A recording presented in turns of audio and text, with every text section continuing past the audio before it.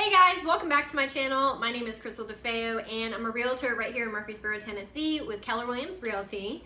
Today's video is video number 2 of my home seller bootcamp mini series. And in today's video, we're gonna be covering all things cleaning and pre-packing. So I know by the looks on your all's faces that you are super excited for this video. I'm just kidding. But in all seriousness, cleaning and pre-packing are very crucial steps in the home selling process and can absolutely affect how much you actually get from the sale of your home. So let's go ahead, not waste any time. We're gonna jump right in and let's get to it. All right guys, so first things first, go ahead and get yourself some storage bins or cardboard boxes, whatever it is that you're gonna be using to pack up your house. Because we're not decluttering, we're really pre-packing, okay? So what I want you to do is start with your closets. Go to your closet, go through your closet, and really take out half of whatever's inside. So think clothes, try to get rid of half your shoes, go to your mudroom closets, get rid of half your jackets, and so on and so forth. After you jump in the closets, we're gonna walk our way into the kitchen. And when we're looking at the kitchen and we're thinking pre-packing the kitchen, we're really focusing on countertops, cabinets, and pantries, right? So for the cabinets, for example, right, like if it's really pre-packed, like you've got a bunch of food or like a bunch of pans, stuff like that, just try to pack up the stuff that you're not using on a daily basis. For example, for me, I do not need 8 cookie sheets underneath my stove. Absolutely not. I'm not making 8 sheets of cookies every night, so I can definitely get rid of more than half of those. So examples like that, pack up what you don't need. When it comes to the countertops, things that you don't use on an everyday basis, like latte machines or popcorn machines, stuff like that, go ahead and pack those up for now. Things like the toaster or blender, stuff like that, find a cabinet that you can get it off the counter and put it in the cabinet for easy access.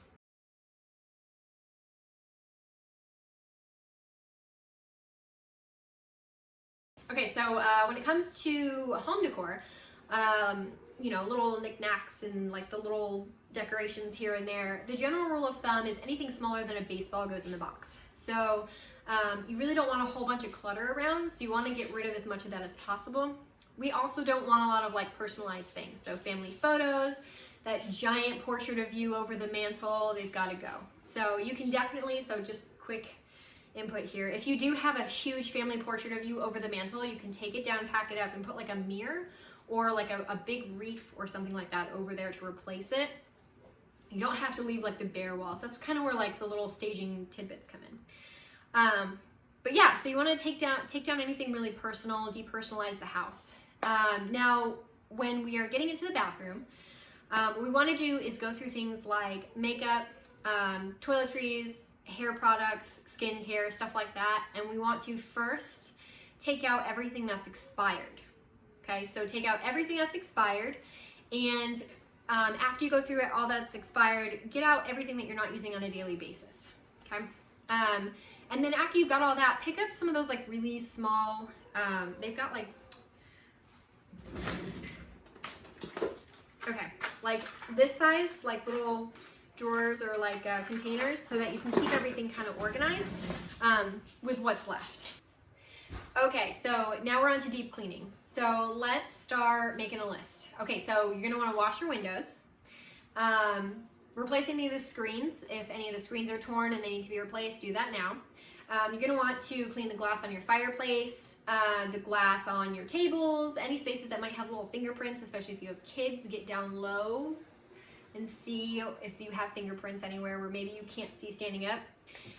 Go ahead and dust your baseboards, your blinds, the blinds above the cabinets, don't forget about those. Clean the carpets, wash the floors, wipe down your cabinets, your appliances. If there's an island or a snack bar, go ahead and wipe that down. And look to see like where people would be kicking it, because you're probably gonna have like footprints there. Make sure you get those too. Buyers are really going to be inspecting your house. They're going to be looking at everything. So we really want them to see a clean house. It's going to be way more appealing, of course, if you know your home is super sparkling clean.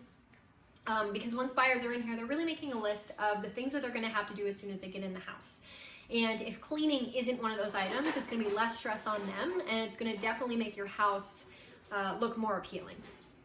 Okay, that's it. That's all that I had for you for my deep cleaning and pre-packing guide. If you've got any questions or comments, definitely leave them below. If you want a copy of that Home Seller Bootcamp e-guide, shoot me a message and I'll get it right over to you. It's all finished now. But yeah, that's it. My next video, my third video in the series, I'm pretty sure is the home staging one. So we're gonna be going over some tips and tricks for home staging. After that one, I believe, is getting your home photography and show ready. And then I've got some showing tips for the last video. But definitely look out for that. Let me know if you have any questions. Thank you so much for watching my video, and I hope you guys have a wonderful rest of your day.